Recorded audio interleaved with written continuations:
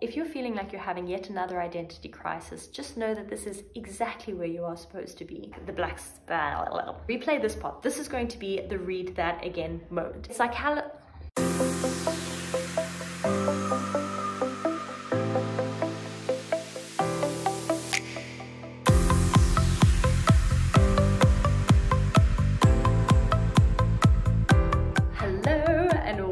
to another episode of Read That Again, a series where I get to expose you to some of the incredible things I'm getting to learn, research, and grow from as a health and life coach that I use with my clients, as a major in psych, and as a soon-to-be kinesiologist. This week I'm extra excited. We are working from the 50 Psychology Classics again, and we are learning all things Erikson from his experience in writing about Martin Luther King. How wild. Anyway, you're going to be so excited about this one if you were in your late 20s, because let me start you right here.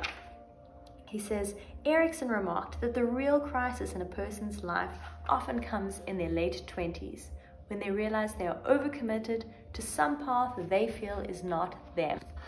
If you are experiencing an identity crisis, my friend, and you are in your late 20s, good news.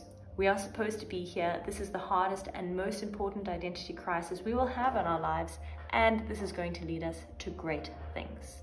In this episode, we will be covering a few points. What is an identity? Why rebellion matters? How what you are not is very important into leading you into who you are. Why working on yourself might be the single most important thing you can do for yourself and this entire planet. And how to become unstoppable. I am using my laptop here for notes, and this is also where my blog is, so be sure to go and read the blog if you want a more organized version of this discussion. Let's jump right into what an identity is.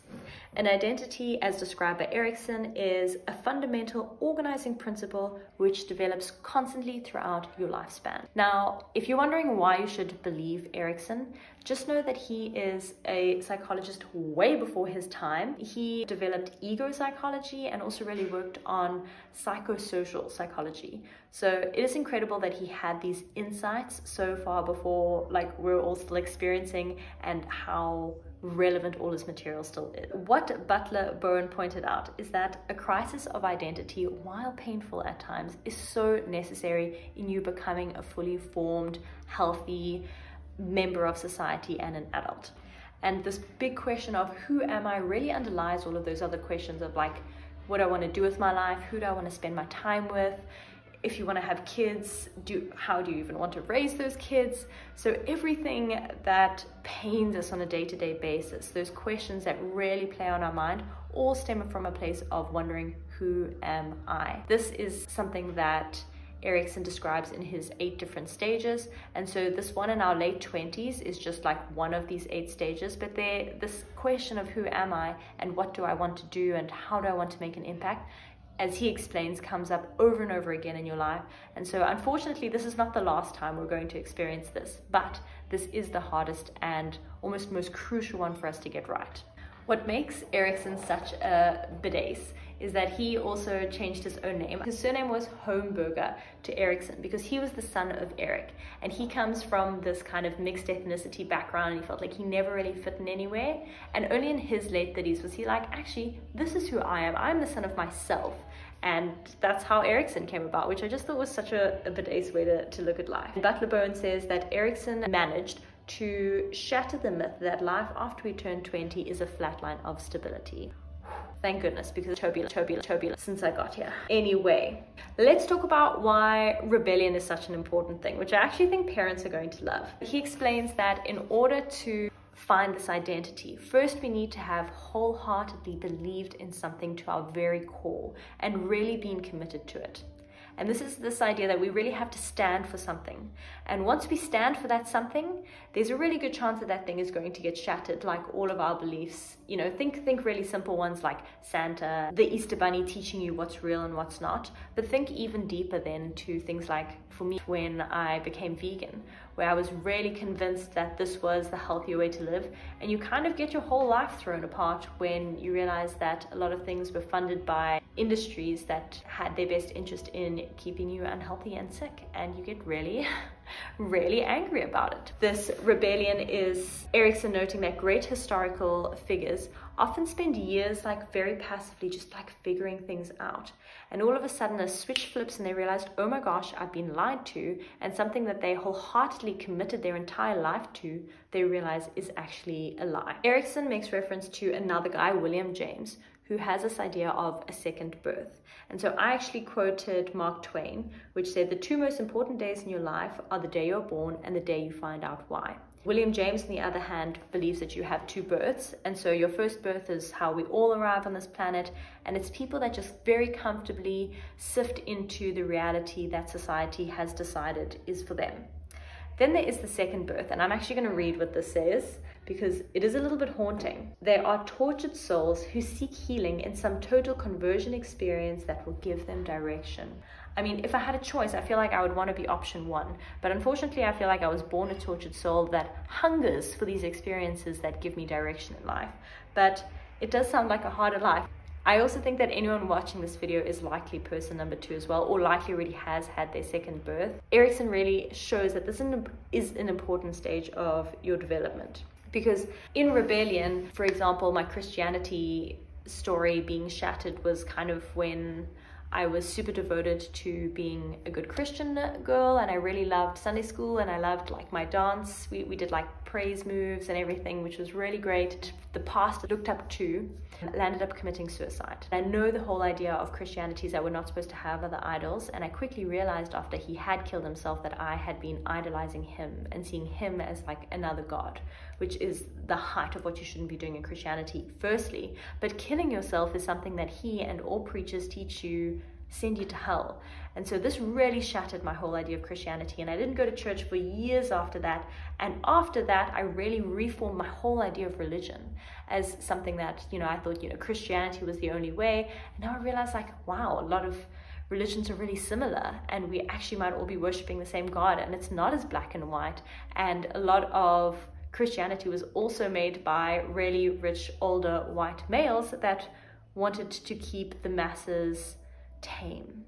The whole idea you can see here why rebellion is important is because you wholeheartedly believe in something. That idea gets shattered and you get to reform. And those reformed, new formulated ideas are the ideas that can heal a freaking whole society. And so this is important stuff. So realizing what you are not, so saying that you are not like that good Christian girl, or I'm not a meat eater anymore, are the important steps into figuring out what you are. I also love this Imagine Dragons song. My favorite line is, "The path to heaven leads through miles of clouded hell." And I feel like that's kind of what figuring out who you are is, because it's actually just this cloudy, murky waters of figuring out what you are not, and often being bashed around this way and that way, and realizing that these ideologies that you so believed in are not at all who you are anymore, and now having to reform those ideas. But I have also theorized that in becoming vegan, there were like some stages that I've gone through and that I've watched other people go through. And this is not just veganism, this is obviously like changing religions, or like just breaking any old ideology and really creating that new sense of identity.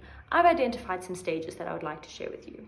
Stage 1 being wholeheartedly believing, as we've mentioned before. Stage 2 is the questioning, curiosity phase where you're like, okay, I believed in this, but some things are telling me that something is awry here. Nothing too hectic, just questioning, just being curious. Stage 3, however, is when that really gets shattered. You realize that you have been blindly following something that actually just doesn't sit right with your soul. This is the stage that I call betrayal, because you feel like you've been betrayed by your beliefs and by the people who sold you these beliefs.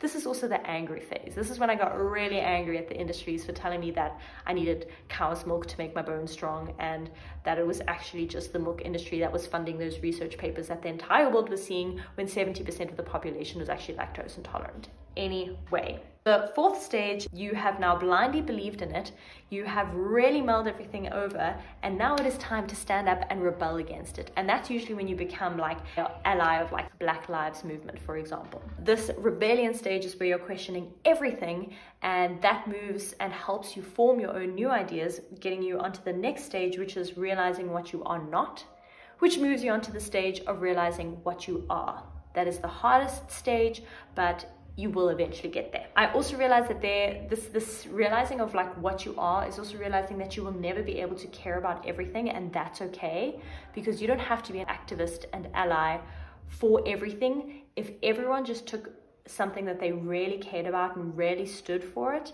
then we would have enough people and enough causes that were being cared for that I really feel like we would all like find our people and find a much happier, more coexisting world, in my personal opinion. The next exciting point I want to jump into is why working on yourself might be the most important thing you ever do. Replay this part. This is going to be the read that again moment. This is a line I must have read 10 times being like, what are you even saying? And so I'm going to read it for you. He said, psychology matters because history is the acting out of individual psychologies. Oh my word. You know what this means? This means that you working on yourself is the single most important thing you can do. Because think even of generational trauma, which I'm learning about in kinesiology right now. This theory is that when you heal this aspect of yourself, you are healing that trauma for 8 generations back and 8 generations forward. And I'm not talking about healing everything. I'm talking about healing one thing. But that one thing might be the very thing that was your purpose in your very short lifetime to raise the collective consciousness. And when we have that choice at each stage to do the hard thing and grow or stay the same and stagnate, if you keep stagnating, you're going to be coming back in that same lifetime, experiencing that same problem every time because you're not helping that collective consciousness raise. You working on yourself, you reading the books, doing the work, taking the time out to figure out who you are. Oh my gosh, it is the most important thing we can be doing to help each other. This is the kind of stuff that when we realize those base things that the Buddha and Gandhi seem to have known, that's the kind of stuff that stops wars or prevents wars from ever starting. I think this idea that it starts from home really is the most important thing we can discover from Erikson's work. This reminded me of Rumi's quote, "You are not a drop in the ocean, you are the entire ocean in a drop." And so what you care about and what naturally comes up and who you are really does matter, because your direct path that's coming out from each identity crisis and you reforming that identity is your purpose on this planet. And of course, this is me all theorizing, but it's a really exciting idea that we can have so much goodness come out of these identity crises. And that leads us onto our final point of how do we become unstoppable then? Erikson really believed in taking time out, and he really believed in like gap years, for example. Someone that I really admire, my great friend Courtney, who had like no problem taking a sabbatical even though she was like in her 20s, and really takes time to think about like what is her best path forward. And she's someone that's so aligned. I personally respect her so much for it, that I can see when she steps into her freedom, she really gives me that chance to be as free as well, which is another concept I've spoken about before. In order to become unstoppable, we first need to believe wholeheartedly in something and then have that shattered, have those identity crises, that this is all part of this process. You have to have the audacity to stand up for something, have the bravery to believe in something and realize it's probably going to be wrong. Get comfortable being uncomfortable because you're going to be wrong a lot. And that's part of like this experience of being a human being. Overall, if you're feeling like you're having yet another identity crisis, just know that this is exactly where you are supposed to be. This is the most important work you can do. And in this choice between growth and stagnation, I really pray and hope that you choose growth in this. And I think if you're watching this video that you are just one of those people that are going to choose growth anyway. I'm going to leave you with one of my favorite quotes of all time. Re-examine all you have been told in school or church or in any book, and dismiss whatever insults your soul. It's going to go a bit further. And your very flesh shall be a great poem, and have the richest fluency, not only in its words, but in the silent lines of its lips and face, and in between the lashes of your eyes, and in every motion and joint of your body. And when we take the time to really re-examine everything we've been told and live a life that truly feels aligned and real for us, that is when your life basically becomes poetry. Yes, that was a lot of information. Thank you so much for tuning in today. I hope you feel as at ease as I did after reading that I'm exactly where I need to be. I also hope that you go and check out the blog and all my socials. All of the things are linked down below. I'm excited to see you next week, and go check out the other ones if you haven't. Like and subscribe, do all of the fun things. And other than that, I will see you next time. Bye for now.